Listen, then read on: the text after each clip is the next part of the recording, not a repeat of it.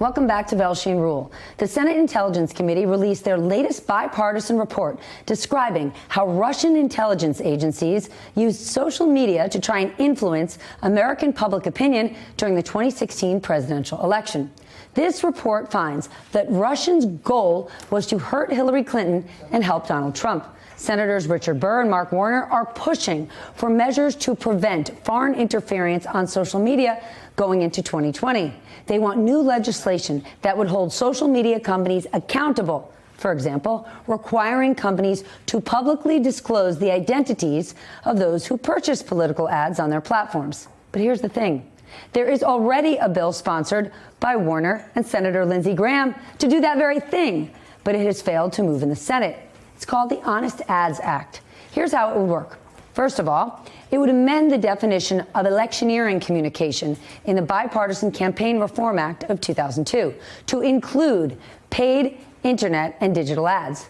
Electioneering communications are defined as advertisements for a specific candidate running for federal office that are made within 60 days of a general election or 30 days of a primary election, and they are targeted at the electorate.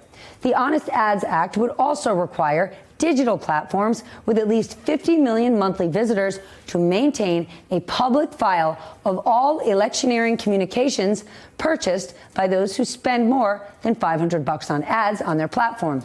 And it would push online platforms to make reasonable efforts to ensure foreign entities do not purchase political ads in order to influence the election. All right, joining us now, former FBI special agent and MSNBC national security analyst who was quoted numerous times in this report, Clint Watts. He's also the author of Messing with the Enemy, Surviving in a Social Media World of Hackers, Terrorists, Russians, and Fake News. Anything in this, I will say, bipartisan report that we didn't know of? Surprisingly little. There's a lot of redacted portions. You know, it seems to have still been left out of the report. But what I found most remarkable about this is after 2.5 years of hearings, there wasn't a whole lot of solid, tangible, this is what we are going to do. And I think that's to Stephanie's point that there have been ads, Honest Ads Act is one on the table, Election Integrity Act on the table. None of these things have passed. And so when you read through that report, it looks like 2020, when it comes to social media, is going to look a lot like 2016. So if you're saying we didn't learn much, we already knew about these bad actors. I remind our audience all the time, second paragraph of the Mueller report, sweeping and systematic interference.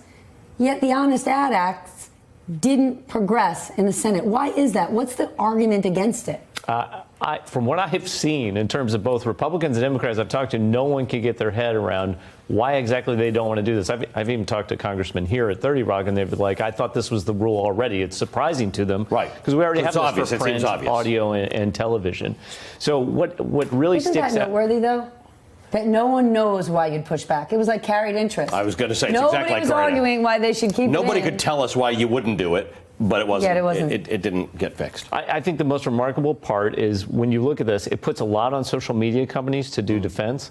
But I'm sure if I was a social media company, I'd be like, what do you want us to defend against? You haven't defined a lot of things. You haven't told us what we need to remove or who we need to track. It puts a lot on the executive branch to build a task force, but it doesn't put in a lot of task for the task force to pursue. And then anything without a budget in D.C. doesn't go anywhere. So that's the other remarkable part is Congress usually says this is what the laws are, this is where the provisions are, everybody go out and do your business. This was pretty vague ultimately in the end. And you do see the executive branch doing things. They even put out some warnings, it sounds like, in the last week. But really, who are the biggest perpetrators we should worry about? They're probably at the other two ends of Pennsylvania Avenue right now.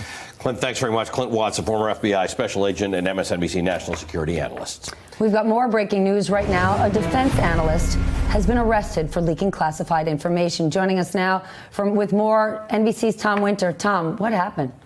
Stephanie, a person by the name of Henry Kyle Frez, as we believe how he pronounces his last name. He's 30 years old, was arrested this morning, and an indictment was unsealed against him. He's a defense information analyst. He works for a private contractor, and he faces charges here today of passing along classified information to two journalists. Journalist one is mentioned in the court documents, apparently, and this is according to the Justice Department, had a romantic relationship with this person person that was arrested today, Frez. In addition to that, apparently the information involved a foreign country's weapons capabilities. So not the U.S.'s weapons capabilities, but what another foreign country could do, in a series of articles that were published in mid-2018, so approximately a year and change ago. According to the court documents, the two journalists were not identified in those court papers. There's significant information about the timing of some of this, so that's something that we'll look into as far as trying to ascertain their potential identities. But the main information here is that a defense contractor, 30-year-old man by the name of Henry Kyle Frez, was arrested this morning and indicted by the Justice Department. Hey, MSNBC fans, thanks for checking out our YouTube channel. Subscribe by clicking on that button down there and click on any of the videos here to watch the latest interviews and highlights. You can get more MSNBC for free every day with our newsletters. Just visit msnbc.com/newsletters to sign up now.